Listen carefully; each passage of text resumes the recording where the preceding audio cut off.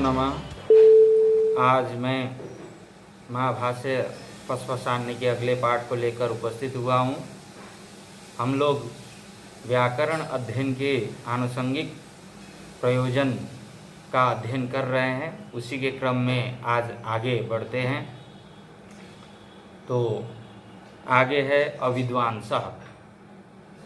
अविद्वांसः प्रत्यविवादे नाम्नो येन प्लुतिं विदु कामं तेषु तु विप्रोस्य स्त्रीशिवा यमहं वदेत्। ये महाभाष्यकार ने कहा है कि अविद्वांस न हो हम लोग, इसलिए व्याकरण पढ़ना चाहिए, अर्थात स्त्रियों के तरह न हो, ये तदर्थ व्याकरण का अध्ययन हम लोग करें। क्यों? तो यहाँ पर बताते हैं कि जो अविद्वांस होते हैं, मतलब जो विद्वान नहीं होते हैं, तो जो अविद्वान होते हैं अथवा जो अविद्वान हैं वो प्रत्यविवादन करने में प्लुत नहीं बता सकते, अर्थात प्लुत का प्रयोग नहीं कर सकते नाम के लिए। क्योंकि जो विद्वान होगा वही प्लुत का विधान करेगा, नाम के लिए प्लुत का प्रयोग करेगा। तो जैसे बाहर से कोई आकर के प्रत्यविवादन करने पर स्त्रियों के तरह अयम अहम, जैसे अयम अभिवादये, अहम अभिवादये इत्यादि स्त्रियों के तरह प्रयोग करते हैं। तो ये व्याकरण के हिसाब से सही नहीं है, क्योंकि प्लुत का प्रयोग करना चाहिए। जैसे अभिवादये राहुल सर्वाहम भो इत्यादि का प्रयोग करना चाहिए। तो ये स्त्रियां इस तरह प्रयोग करती हैं, इसलिए स्त्रियों के तरह न हो, ये तदर्थ हम लोग को व्याकरण पढ़ना चाहिए, ऐसा महाभाष्यकार यहाँ कहते हैं।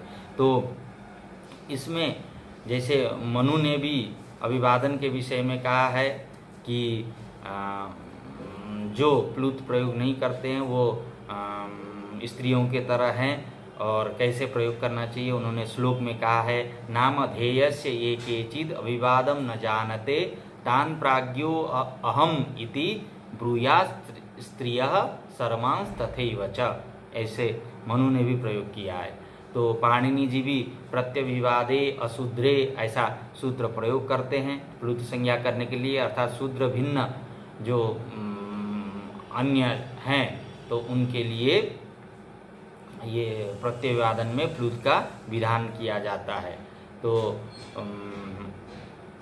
प्रत्यविवादन करने पर प्लुत का प्रयोग करना चाहिए। और जो व्याकरण नहीं पढ़ेगा, जो व्यक्ति जो अविद्वान होगा, विद्वान नहीं होगा, वो प्लुत का विधान करने में असमर्थ होगा। इसलिए ऐसा न हो, ये तदर्थ व्याकरण पढ़नी चाहिए। मनु ने फिर ब्राह्मणों को प्रत्यविवादन करने वाले को कैसे आशीर्वाद देना चाहिए, कैसे वो करना चाहिए, उसमें पूर्वाक्षर को प्लुत प्रयोग करना चाहिए, ऐसा भी मनु ने कहा है। जैसे आयुष्मान भव सौम्येति वाच्यो विप्रो विवादने अकारश्चास्य नाम्नोन्ते वाच्यः पूर्वाक्षरः प्लुत, ऐसा प्रयोग किया है। तो इसलिए अभिवादन करने में नाम शब्द में हमेशा प्लुत का ही प्रयोग करें, ये तदर्थ हम लोग को व्याकरण पढ़ना चाहिए। ये व्याकरण का प्रयोजन है। तो यही महाभाष्यकार भी लिखते हैं कि स्त्रीवन मा भूम इत्यध्ययम इति अध्ययम व्याकरणम। तो स्त्रियों के तरह न हो, ये तदर्थ व्याकरण पढ़ें। स्त्रियां का के केवल स्त्री अर्थ नहीं है, अविद्वान अर्थात मूर्ख की तरह न हो, ये अर्थ हम लोग को लेना चाहिए।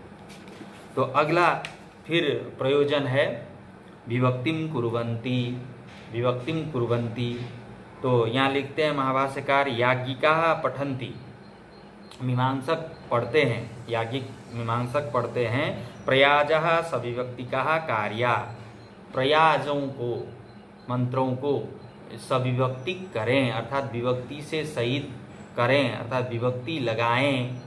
तो ये कह दिया, लेकिन जो व्याकरण नहीं जानते, व्याकरण को नहीं पढ़े हैं, तो वो कैसे विभक्ति का ज्ञान होगा, उनको कैसे विभक्ति से युक्त करेंगे।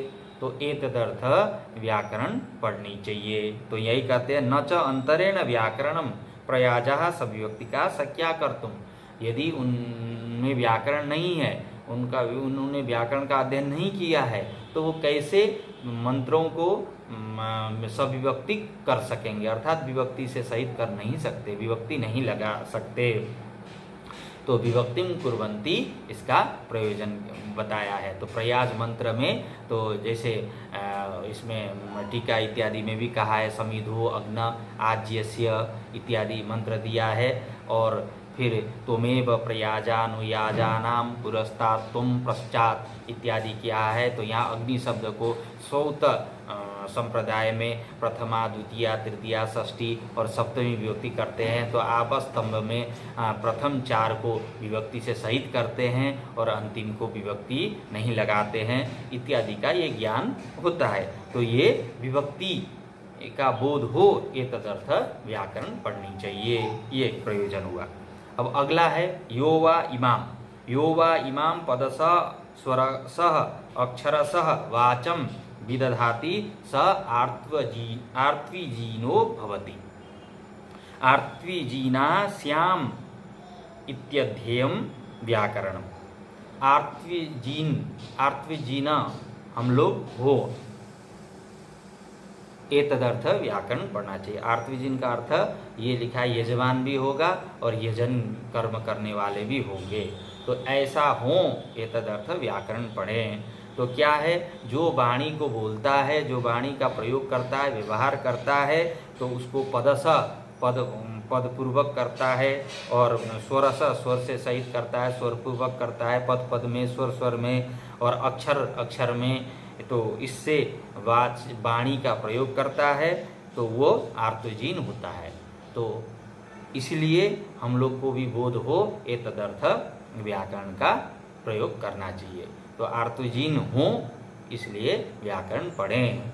तो समग्र रूप से में देखा जाए तो व्याकरण पढ़ने के प्रत्येक उसमें प्रयोजन है। यदि कोई यज्ञ कर्म इत्यादि करा रहा हो तो वहाँ कौन सी विभक्ति लगानी है, कैसे स्वर का उच्चारण करना है, कहाँ कैसे का प्रयोग करना है, ये सब व्याकरण से ही बोध होगा। तो आज हम लोग ने अविद्वांसः विभक्तिं कुर्वन्ति यो वा इमाम इसका अध्ययन किया। इसको अच्छी प्रकार से फिर हम लोग मनन करेंगे और इसका आप लोग भी अनुवर्तन करेंगे